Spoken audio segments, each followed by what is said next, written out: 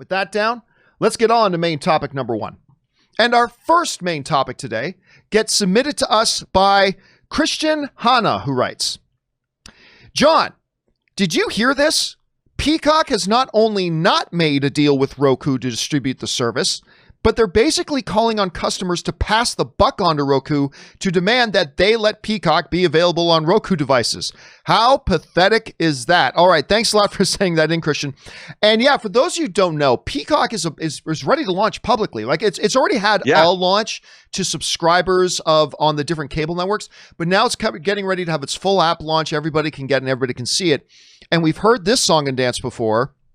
It's not being released on the two biggest, most important streaming devices in the world, Roku and Amazon Fire Stick, that according to Deadline, they make up 70% of cable cutters who just stream all their content on devices, stream their devices on either a Roku or an Amazon Fire Stick. So much like the HBO Max situation, which they launched without having deals with Amazon or with Roku, Peacock is going to have to launch without deals with Amazon Fire Stick or Roku either. This is what they basically wrote, trying to pass on the buck to Roku.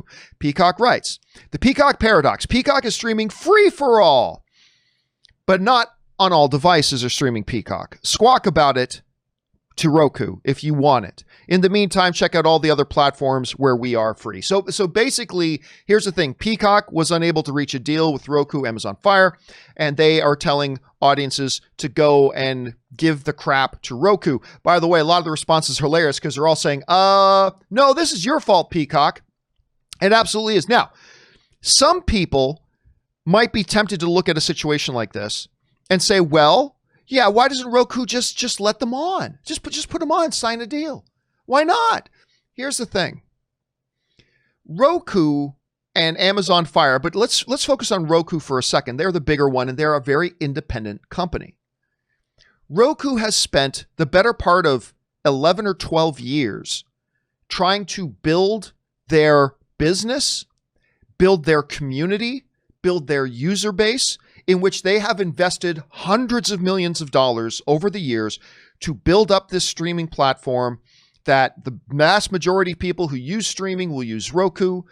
All this kind of, they've invested so much into this. And now Amazon, or I should say Peacock, comes along and says, oh, cool. You spent a decade or more and hundreds of millions of dollars building this platform, bringing all these streaming viewers together. Let us come in and broadcast our stuff that we're going to make money off of for free on your thing. And Roku's like, no. We built this thing. And so if you want to come in here and play in this playground, you got to kick in. Now, most services like this do, and then it's just a matter of discussing and negotiating how much of a kick in does that place. Now, Peacock was pretty deceitful in their thing, just basically saying, oh, we're streaming free for everybody. Yeah. But they've got 3 tiers. They've got free, where you can get like 7,500 hours of content.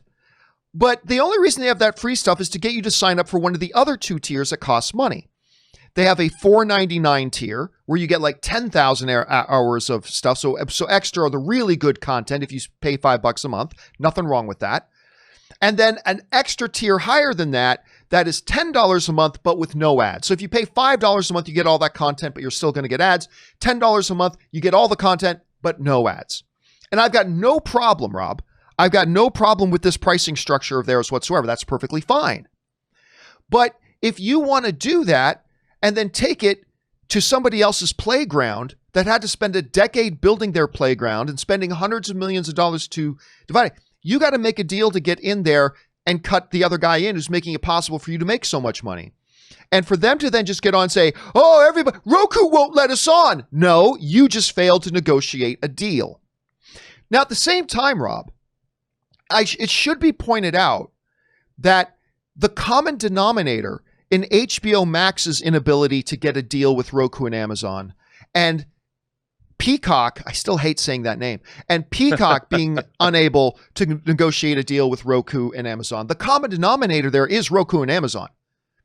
I mean, so maybe it's possible that Roku and Amazon are starting to get unreasonable in what their demands are. That's possible. But from everything I'm seeing and hearing, it's just that Peacock just wants to get in there for as cheap as possible. They want to spend the same amount others have when they stand to make a lot more money. Anyway, Rob, you hear about a situation like this. What's your take on it? Well, I mean, it's a little odd to me that these streaming services would be launching. Look, I've been banging on Quibi for a long time because they didn't launch their service with anything other than phones, so you couldn't watch anything at home. And with Roku being as popular as it is, I find it astonishing to me that they wouldn't have made a deal, that Peacock wouldn't have gone after, that they wouldn't make their streaming service widely available to everywhere you could possibly get it from. I don't understand that. I mean, Peacock is NBC and Universal. It's huge. I mean, they want it to be like HBO Max. It's flagship. I mean, it's from a major studio and a major network. And it just seems to me like they're like, we got to get into the game. Let's launch. We might not be able to make all of our customer base happy, and people want to get it a certain way, and we're not going to give them that. But maybe we'll just pressure them into, or maybe we'll get them to use word of mouth to force Roku to put it on their platform. I don't understand. I really don't understand. I don't understand the economics behind it. And why would you not, if you're launching something that's going to be presumably the most important thing in terms of media delivery, delivering your product to the consumers, I don't know, I guess for the next 50 years, wouldn't you want it to be launched with great fanfare so people aren't scrambling around looking like, why can't I get Peacock on my favorite, on Roku? Like, I don't get it, man. I just don't understand. Like, they want to do these soft launches. If they're not ready to go out of the gate in a big way and satisfy their customer base, why not hold off for a little while till you can? Yeah, or just make the deal. Right. Or just make the deal.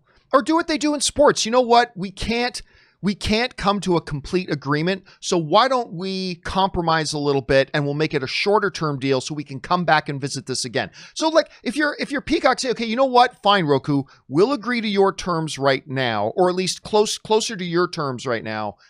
But instead of a 5-year deal, we're going to make it a 1-year deal. Then at least you buy yourself a year to come up with a new agreement, with a new deal, instead of launching. I don't know. It just seems really odd. And I think it has hurt HBO Max, although I think HBO Max will be perfectly fine long-term. Anyway, the question for you guys is simply this. What do you think about this? Do you think Peacock is making a mistake trying to launch when they're already behind? I mean, they're already behind Netflix and Disney Plus, and they're going to be behind HBO Max and all that kind of stuff. Was it wise, or is it wise for them to launch without being on those platforms? Jump down into the comments section below and let us know your thoughts. All right, guys.